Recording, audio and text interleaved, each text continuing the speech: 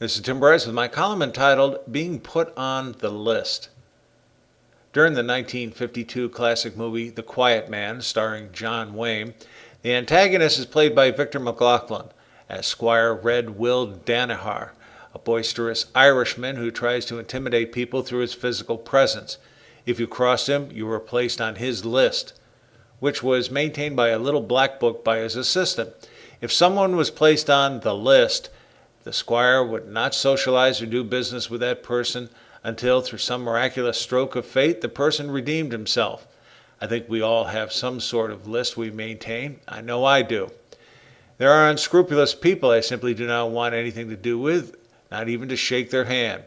If I know someone has committed some indiscretion or injustice, be it to myself or someone else I respect, I put them on the list. Translation, I want nothing to do with them. As for me, I have come across such people not only in business, but also in the various organizations I belong to. Frankly, I have no time for someone who wishes to undermine people for political gamesmanship or to line their pockets through treachery. I know of a person who was unfairly suspended by a fraternal order even after 50 years of service. He was a person I held in high regard.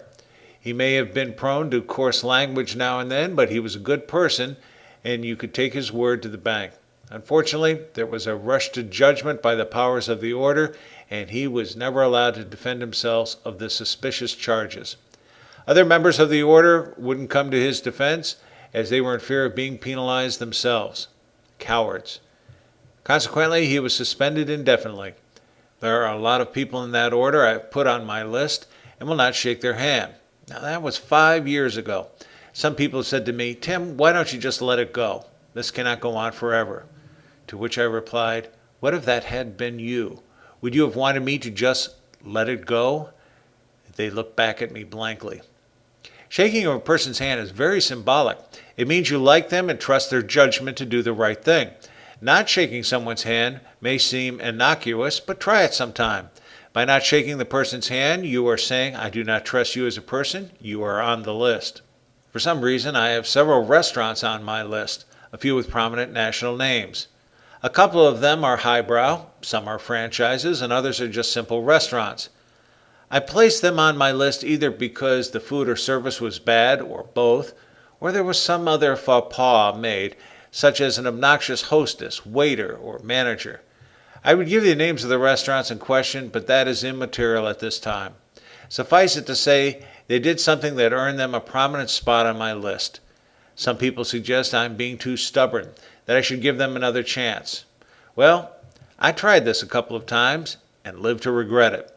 They were still screw-ups, and I regretted revisiting their establishment. Consequently, once they have been rightfully placed on my list, they stay there till such time as an act of God occurs, which is usually never. Maybe we're too tolerant and forgiving of an injustice. People seem to forgive and forget too easily. I believe this to be a serious flaw in the American character. I'm not sure everyone should maintain a list, but I would certainly like to see people develop a better memory of indiscretions. Maybe we wouldn't repeat the same mistakes so often if we did. Friends, keep the faith. This is Tim Bryce in Palm Harbor, Florida. Visit me on the internet at timbryce.com.